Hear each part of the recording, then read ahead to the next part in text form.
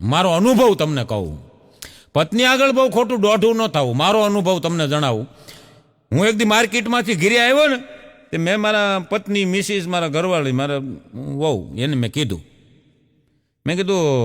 આજ માર્કેટમાં મેં કીધું એવી સ્ત્રી જોઈ, બિલકુલ તારા જેવું નાક, તારા જેવા કાન અને તારા જેવો આમ અંબોડો વાળેલો, અને બિલકુલ આમ ઝેરોક્સ કોપી, તું જોઈ લે એમ, એવી સ્ત્રી જોઈ મેં.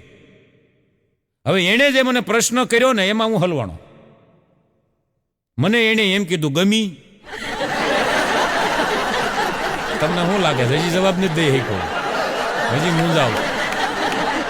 મંથન કરજો આ ઉપર. ગમી હવે એને એમે ન કહેવાય કે ન ગમી, અને એમે ન કહેવાય કે ગમી.